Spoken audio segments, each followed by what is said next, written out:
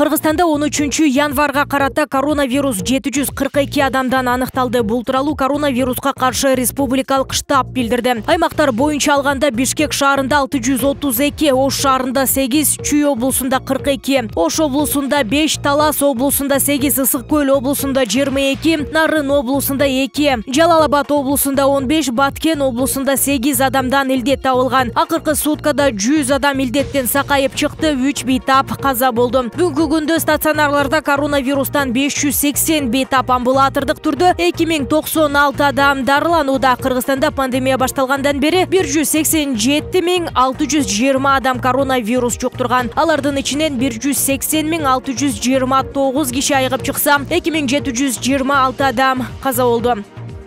Токмок шаарынан 300 000 сом уурдоого шектелип 2 келин кармалды. Бул тууралуу Чүй облустук ички иштер башкармалыгынын басма сөз кызматы билдирди. Маалым болгондой, милиция бөлүмүнө 3 чаран арыз менен кайрылган социалдык кызматкерлердин атын жамынган шылуундар биринин үйүнөн 170 000 сом, экинчисинин үйүнөн 50 000 сом, үчүнчүсүнүн үйүнөн 80 000 сом уурдап кетишкен. Айтылган маалымат бирдиктүү реестрге Кылмыш жаза кодексинин 164-беренеси менен катталып, издөө иликтөө иштери башталган. Анын натыйжасында кылмышка шектелип 2 келин 1989-1995 жылы туулгандар кармалды. Шектүүлөр Токмок шаардык ички иштер бөлүмүнүн тергөө абагына камалды. Учурда тергөө жүрүп жатат.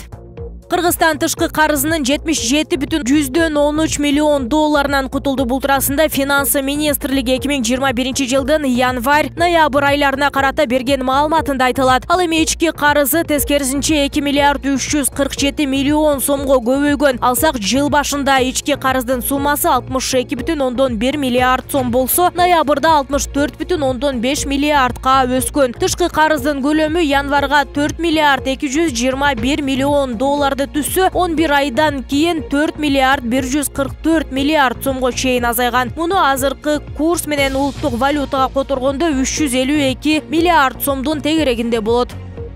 Алматы шаарынын аэропорту бүгүн 13 январда ишин жандантып, өлкө ичине алгачкы каттамды жөнөттү. Билдирмеге караганда, аэропортто иш жанданган соң алгачкы жүргүнчүлөр Алматы Нур-Султан каттамы менен Казакстандын Орду калаасына кетишкен. Ички жана эл аралык каттамдар саат 8:00-дөн 21:00-гө чейин авиакомпаниялардын жүгүртмөсүнө ылайык жүргүзүлө турганы айтылды. Казакстанда башаламандык маалында нааразычылык акциясына чыккандар Алматы эл аралык аэропортун басып алып, ал белгисиз мөөнөткө жабылган. Кийин ЖККнын тынчтык орнотуучу күчтөрү аба майданын көзөмөлгө алган.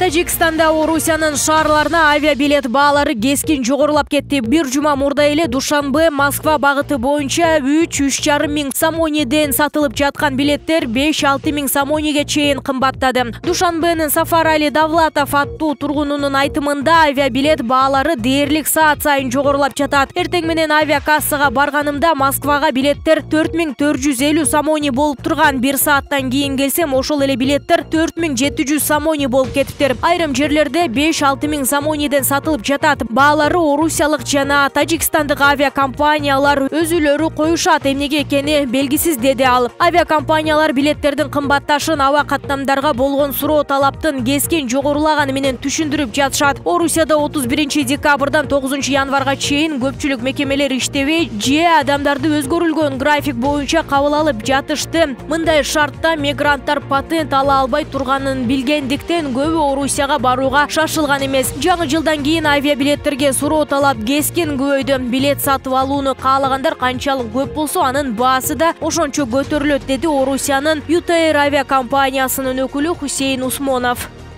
Министрлер кабинетинин төрагасынын орун басары Эдил Байсалов Талас облусуна жумушчу сапарынын алкагында бир катар социалдык объектилерге барды. Бул тууралуу министрлер кабинетинин басма сөз кызматы билдирди. Байсалов Манас Орду улуттук комплексине барып, музейдин экспозициясы менен таанышты. Ал маалымдагандай, президент Садыр Жапаровдун тапшырмасына ылайык жакын арада республиканын булуң бурчунан Манас Ордого милдеттүү түрдө экскурсияга келүүчү мектеп окуучуларын жылы бою кабыл алууга жөндөм көлөмдүү 200 орундук мейманкана курууга киришүү зарыл. Мындан тышкары Эдил Байсалов Кызыл Жылдыз айылындагы Манас райондук дарыгерлер борборунун жугуштуу оорулар бөлүмүнүн жакында оңдоодон өткөн имаратынын абалы менен таанышты. Сапардын соңунда ал Покровкадагы аралаш психоневрологиялык социалдык стационардык мекемеге барды. Эдил Байсалов мекеменин инфраструктурасын текшерүүнүн жыйынтыгы боюнча оңдоо иштерин жүргүзүү жана мекеменин имаратынын курулушун аяктоо сыяктуу бир катар тапшырмаларды берди.